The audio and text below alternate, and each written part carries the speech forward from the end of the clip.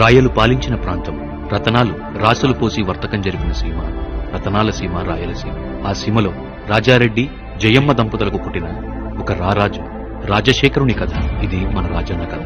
పౌరుషాల పులివెందలలో July 8, 1949లో జన్మించిన తాను ప్రాథమిక విద్య పూర్తి చేసి ప్రాణాలు కాపాడే వైద్య విద్యని ఎంచుకున్నారు. తాను పుట్టి పెరిగిన ప్రాంతంలో రూపాయి డాక్టర్గా సేవలందించారు. 1978లో రాయలసీమ ప్రాంతం నుంచి రాజకీయ ప్రస్థానం మొదలుపెట్టిన ఆయన నాటి నుంచి నిర్యాణం వరకు ఓటమి ఎరుగని నేతగా నిలిచిపోయారు. రాజకీయాలకు ఎందరో వచ్చారు, ఎందరో రాజకీయాలు చేశారు. కానీ ఎవ్వరు కూడా రాజన్న కాదు కదా, ఆయన సమస్థాయిని కూడా తాకలేకపోయారు. తన ప్రస్థానం, ప్రయాణం నేటి తరానికి తెలియకపోవచ్చు. అందుకే మరొక్కసారి ఆయనెవరో, ఏం చేశారో గుర్తు చేద్దాం.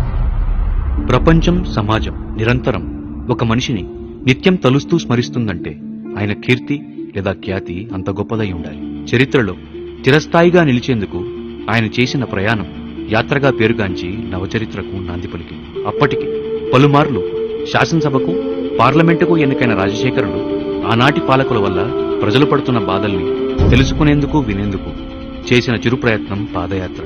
ఎందరో ఇది చరిత్రలో భాగమవుతుంది అని అనుకున్నారు. కానీ ఇదే చరిత్ర 11 జిల్లాలు, 1500 కిలోమీటర్లు పాద ప్రయాణంలో ప్రజల గుండెలకు ఈయన్ని చేరువ చేసింది. ఆయన కళ్లకు కరువు నెల దాహం కనిపించింది. ఆయన చేతులను బడుగు జీవుల జీవితానికి భరోసా ఇచ్చేలా చేసింది. అనారోగ్యపు విలయతాండవం ఆరోగ్యశ్రీని తేవాలనే తలంపు తెచ్చింది. అన్నదాతల కన్నీరు, నీరు, కరెంటు ఉచితంగా ఇచ్చేలా ఉత్తేజపరిచింది. ఆకలి పేగుల అర్థనాలు, 2 రూపాయల కిలో బియ్యం తెచ్చే ఆలోచన ఇచ్చింది. కార్మికుల, కర్షకుల బాధలు ఆయన్ని కఠోర దీక్షాదక్షుని చేసింది. కటిక పేదల కన్నీరులో ఆయనలో ఉన్న కోపమనే మలినం కొట్టుకుపోయింది అని ఆయనే చెప్పేలా చేసింది. పాలకుల పెత్తనంపై పంతంతో మొదలైన యాత్రకి ప్రజల తోడ్పాటుతో ప్రభంజనమైంది.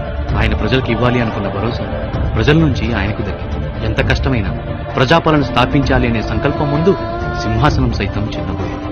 ఎన్నికల యుద్ధంలో ఈయన పూరించిన శంఖారావం, ప్రజలు చేసిన సింహనాదం రాజశేఖరుణ్ణి శిఖరాగ్రాన నిలిపింది.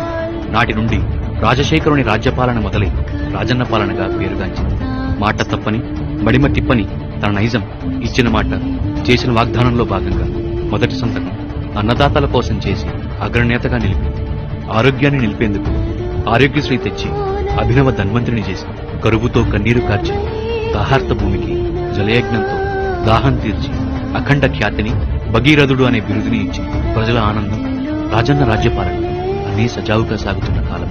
అంతలో మళ్లీ ఎన్నికలు వచ్చాయి. ఆయన్ని అగ్రస్థానం నిలిపిన జనాన్ని నమస్తే అక్క, నమస్తే చెల్లి, నమస్తే అన్న, నమస్తే తమ్ముడు అని పలకరించి మహామహులు కట్టిన కూటమిని నీలరాల్చి 2009లో జరిగిన ఎన్నికల్లో ప్రజలు మళ్లీ రాజన్నని ఎన్నుకుని పాలనకు చెందారు. తాను చేయగలిగిందంతా చేసి ప్రజలను మెప్పించిన రాజన్న 3 నెలల్లో ప్రజలతో ముఖాముఖిగా నేరుగా వారితోనే మాట్లాడడానికి రచ్చబండ అనే కార్యక్రమానికి శ్రీకారం చుట్టారు. అలా ప్రజల వద్దకు వెళ్లాలి అని సంకల్పించిన ఆయన కాటు వేసిన ప్రళయకాలానికి, విధివిక్రింతకి లొంగి ఆయమే విడిచారు. కానీ నేను మరోలా అనుకుంటాను, నిత్యం స్వార్థం నిండిన ఈ భౌతిక ప్రపంచంలో సేవకుడే నాయకుడవటం ఇంద్రుడికి సైతం ఈర్ష తెప్పించింది. బహుశా స్వర్గంలోని రైతు సాయం కోరాడేమో, అక్కడ ప్రజలు ఆరోగ్యం బాలేదేమో, కరువున్న చోట నీటిని పాలించమని ఆయన్ని పిలిచారేమో, లేదా ఇంద్రుడి సభలో రాజసం తగ్గిందేమో. మనిషిగా వచ్చాడు, మెరుపులా మెరిచాడు, దైవమై ఎగిచాడు. పల్లెల్లో రైతున్నంతకాలం, పొలంలో మట్టున్నంతకాలం, పేదోడి గుండె కొట్టుకున్నంతకాలం, ఇవన్నీ ఎందుకు?